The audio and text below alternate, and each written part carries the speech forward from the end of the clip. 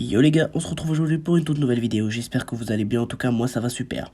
Donc les gars, je fais cette vidéo qui est un sujet qui me trottait dans la tête depuis pas mal de temps, c'est pourquoi le Barça selon moi est favori de la Liga cette année devant le Real Madrid. Et tout d'abord les gars, avant de commencer la vidéo, je voulais vraiment vous remercier parce qu'on a atteint le palier des 250 abonnés sur la chaîne, ça me fait extrêmement plaisir.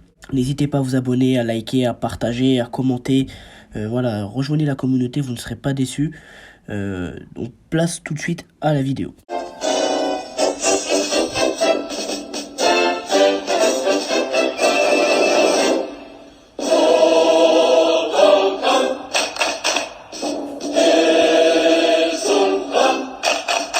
Donc le premier point qui me fait dire que le Barça est favori devant le Real Madrid, c'est tout simplement l'effectif. Selon moi, le Barça a un effectif plus complet que celui du Real Madrid. Attention, celui du Real Madrid est quand même un effectif de qualité, hein. On peut le voir en Ligue des Champions, ils font de grandes performances. Mais pour moi, pour aller chercher la Liga, pour avoir cette régularité en Liga chaque semaine, pour moi, cela passe par un effectif et par un banc de touche qui doit être plus que correct. Le Barça a un très bon effectif. En défense, c'est très très bien fourni. Au milieu de terrain, c'est parfait aussi avec Pedri, De Jong, Kessié, Busquets, Gavi. En attaque, c'est aussi plutôt pas mal, hein, avec Lewandowski, Dembélé, Rafinha. Donc le Barça a un très bon effectif. Pour le Real Madrid, en revanche, c'est plus compliqué. Le Real a une équipe, un effectif restreint, très restreint, surtout au niveau du banc de touche. On sait que le Real Madrid a 11 types. Ça on le sait. Et sur le banc, par contre, c'est plus compliqué. Ils ont moins de joueurs taillés justement pour jouer au Real Madrid. Je parle de Hazard, qui est j'ai envie de dire, je sais plus ce qui devient lui. Il y a des joueurs comme Vallejo, il y a des joueurs comme Ceballos, il y a encore Asensio. Certes, ils peuvent faire la différence sur certains matchs, mais c'est pas un banc digne d'un club comme le Real Madrid. Alors que le Barça, lui, a un banc de qualité. Voilà, souvent il y a Kessié sur le banc, il y a même Rafinha, hein, même si ces dernières semaines il est titulaire indiscutable. Il peut y avoir Ansu Fati, il peut y avoir Pablo Torre, il peut y avoir Kessié. Voilà, il y a vraiment de très très bons joueurs. Quand il y a pas, c'est ensuite sur le banc, quand il y a Baldé qui joue, il y a Alba qui est remplaçant. Busquets peut même être remplaçant. Donc le Barça a un banc quand même de qualité, contrairement à celui du Real Madrid. Et ça peut être un avantage pour le Barça dans le sens où si le Real Madrid joue encore la Ligue des Champions, ça je reviendrai après sur le calendrier et sur les différentes compétitions qui peuvent avoir une importance pour le titre en Liga. Si le Real Madrid par exemple est encore en lice en Ligue des Champions et doit faire tourner son effectif, pour un match de phase à élimination directe, et bah ce sera très très compliqué parce qu'il n'y a pas vraiment de joueurs qui vont justement faire la différence, de joueurs remplaçants qui vont faire la différence et faire gagner ce match de Liga au Real Madrid, parce que Ancelotti n'a pas voulu mettre son équipe titulaire pour la préserver pour un match par exemple de phase à élimination directe en Ligue des Champions. Et bah ça peut être très très compliqué justement dans les périodes de rotation. Ancelotti n'a pas beaucoup de solutions sur le banc et ça peut vraiment avoir un impact et ça peut mettre le Real en difficulté et ça peut être un réel avantage pour le Barça. Le Barça a également un banc de qualité, un 11 type de qualité tout comme celui du Real Madrid, mais je pense que ce Barça est beaucoup plus régulier que le Real Madrid. Attention, je ne dis pas ça parce que je suis supporter du Barça, c'est parce que pour moi c'est la réalité. Souvent le Real Madrid peut faire des faux pas contre des équipes qui sont largement plus faibles qu'elle, comme Mallorca il y a 2 semaines, et souvent ils peuvent être en difficulté face à des équipes comme Osasuna la semaine dernière. Heureusement qu'il y avait Vinicius et Valverde pour les sortir de ce piège. Donc voilà, le Real peut être en difficulté face à des petites équipes et c'est d'où le fait que je parle de régularité ou d'irrégularité que peut avoir le Real Madrid en Liga. Quant au Barça, le Barça ne laisse pas échapper des points face aux petites équipes. Demain, ils vont jouer contre Almeria. J'espère qu'ils vont s'imposer. Mais le Barça, depuis le retour de la Coupe du Monde en Liga, c'est 0 défaite. C'est 0 défaite et un match nul face à l'Espagnol. Sinon, le Barça a fait que des victoires. Et c'est ça qui est quand même assez impressionnant, c'est que le Barça ne laisse pas échapper de points et est très très régulier en Liga. Grâce à son effectif, justement, qui lui permet souvent de faire tourner. Et qui est peut-être très bon dans la rotation, et ça Xavi voilà, et je pense qu'il peut en être content d'avoir un bon banc de touche avec des joueurs qui quand ils rentrent ils peuvent faire la différence, contrairement à celui du Real Madrid. Le deuxième point dont je voulais parler, c'est selon moi le calendrier et le fait que le Real Madrid est engagé dans plus de compétitions que le Barça.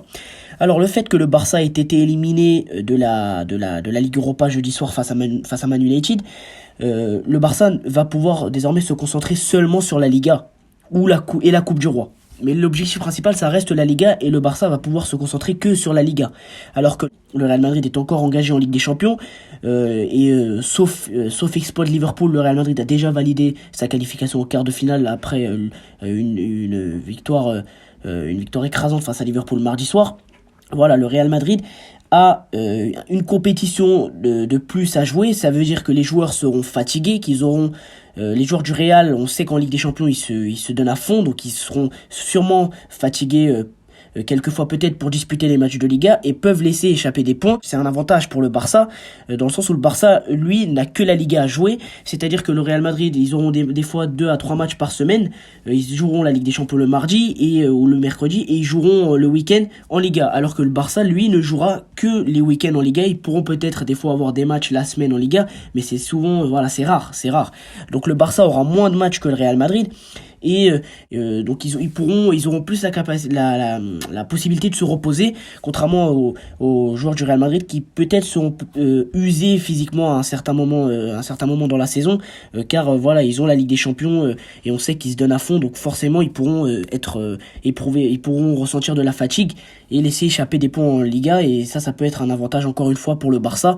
Pour le troisième et dernier point, je voulais vous parler de deux choses. Ce sera la défense qui sera un enjeu déterminant, mais également la motivation des deux clubs à certains moments de la saison, qui sera aussi déterminante dans la course au titre.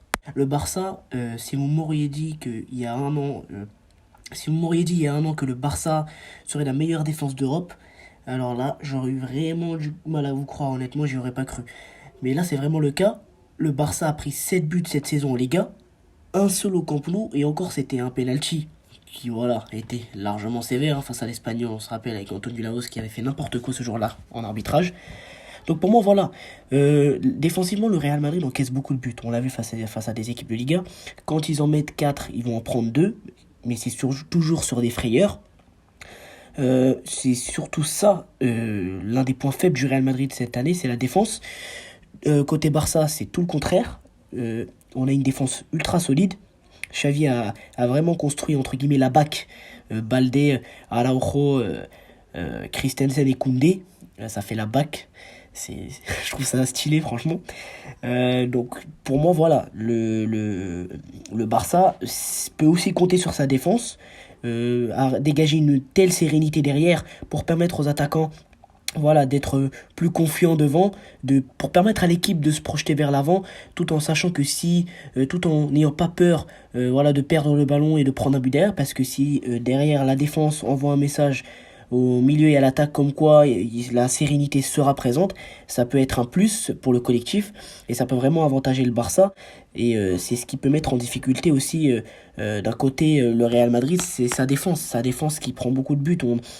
Voilà, il alterne énormément Ancelotti sa défense, il essaie de trouver les bonnes combines. La paire qui est le plus utilisée en ce moment, c'est Rudiger et Militao. Mais voilà, la défense des deux équipes sera aussi, qui est très très bonne cette année, surtout pour le Barça, sera vraiment un atout majeur pour la course au titre en Ligue 1. Sinon, pour vous parler de la motivation, je pense que le Barça sera plus motivé à l'idée d'aller chercher la Liga que le Real. Parce qu'on connaît le Barça à fin de titre. Le Barça court après la Liga depuis déjà 2019, ça va faire bientôt 4 ans. Donc je pense que le Barça vont tout donner, ils vont pas lâcher l'affaire, surtout qu'ils ont 10 points d'avance. 10 points d'avance, parce qu'à l'heure où je fais la vidéo, le Real a fait match nul contre l'Atlético.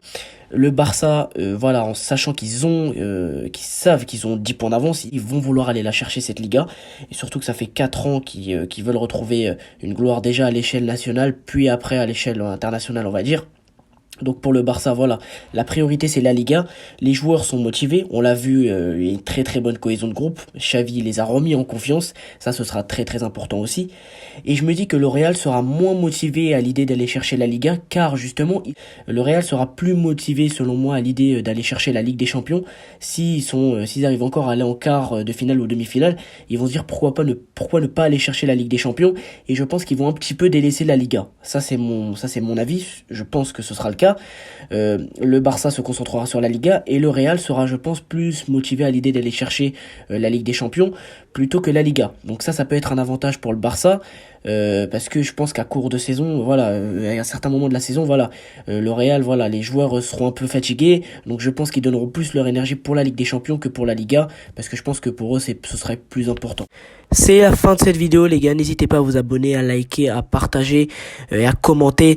Voilà, partagez vraiment à tous vos proches et à toutes les personnes que vous connaissez. C'est très très important pour moi. Voilà, n'hésitez pas pour que la communauté, augmente, et n'hésitez pas à vous abonner, liker, je le répète encore une fois, partager, commenter. On se retrouve pour une toute prochaine vidéo. Vive le foot!